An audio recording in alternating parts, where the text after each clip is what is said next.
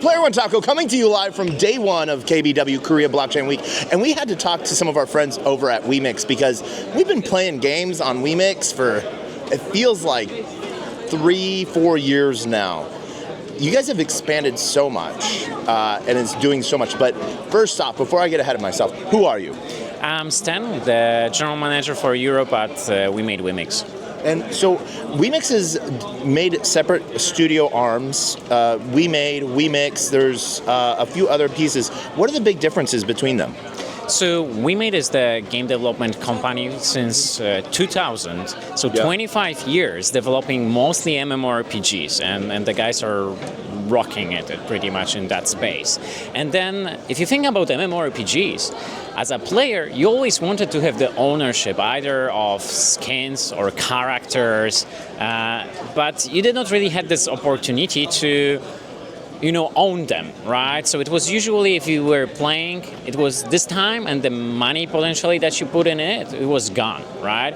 And that's why, like around 4 years ago, Wemix created this separate entity called Wemix, which created also like the Wemix chain and allowed for the players to give them this opportunity to, in the end, own the character, own the skin, the items. So pretty much that every time and money that you spend within the game, it's not a spend, it's not a cost, that's gone forever, but actually that's kind of like an investment, which later on can come back to you if you change your, switch to another game, etc. You can always put what you earned so far on the chain, on the marketplace, and trade it.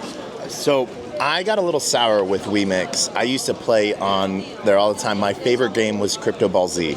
Okay. Until they just went under or whatever. But one of the things that I loved always, and that still happens with Wemix, is token game separation. One token, and what's really cool in the wallet, it shows you all the games you can play with that token. Yeah. Or it's really easy to switch a token from one game to another game as well. And so like you were saying, if I get done with a game and stuff like that, I can sell those assets from that game. And so the years I put in, it can be passed on to someone else, just coming on because Wemix is always growing. And how many users are there right now? Sure. So, as you said, there is the opportunity to exchange either the items or the tokens because it's a full ecosystem, right? So it's not only like one game, but it's the whole chain that supports the marketplaces. There is a separate wallet, so everything that you can imagine about it. So from a player perspective, you can move on from one game to the next if you got really high in there. In terms of users, I don't have currently the most up-to-date data, but I can tell you, for example, the game that has launched just recently, so like a month ago, called Rome Golden Age, it had over 4 million per registrations within like a month or something like that. And those are Google Play App Store So games, this is a cross-platform game. Okay. So the beauty over here is also like that most of the games, the player can play as a traditional free-to-play game because only after, for example, you reach level 40, like it's like in Night Crows, so the game that was launched last year, and it did during the first year from the global launch, 250 million USD revenue. So that's crazy. And you reach this given level, for example 40, and just then you can connect your wallet. But if you don't want it, you don't have to, right? So that's the beauty over here. Nobody's pushed or is blocked by any kind of a wallet popping up over there. And so one of the things that I always give Wemix a really good hand on is what they did was they sort of worked really hard before everyone was using the word abstract. They were hiding away blockchain.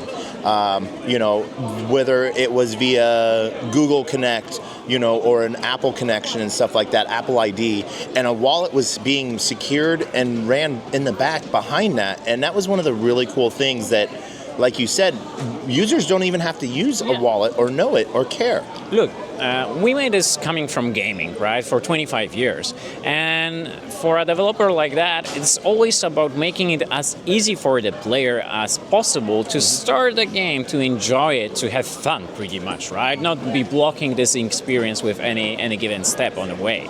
So that's why they were already thinking about it that early on.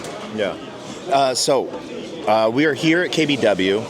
Is you or Wemix going to be at Token as well? Yeah, so because our Wemix team is actually based in Singapore, I knew that.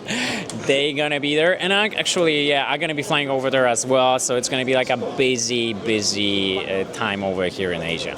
Nice.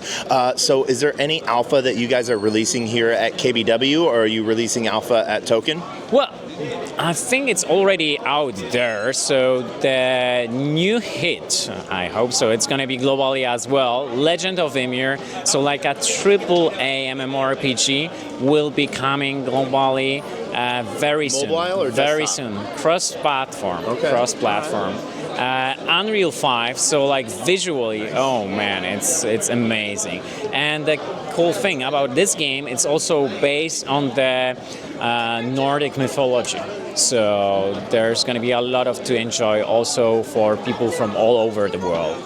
Us Vikings finally have a day. Oh yeah, they're coming back. All right. So last things as we wrap this up, any last things you want to say? Give any shout outs to anyone? Yeah, guys, let's just, if you want to enjoy the games, try to really play some and have some fun in those. Go to wemixplay.com, download the games or go to the app stores and try it out yourself so you get the full experience. Nice. And if people want to harass you with questions on how to play games, where can they find you online? Sure. So you can simply email me at stan@wemade.com. Okay. What about if you're on X? Yes, I'm on X, and there it's going to be, my handle is going to be Stan Fiedor. So Fiedor. All right. And that is it. We will see you next time. See you at Token as well. See you guys.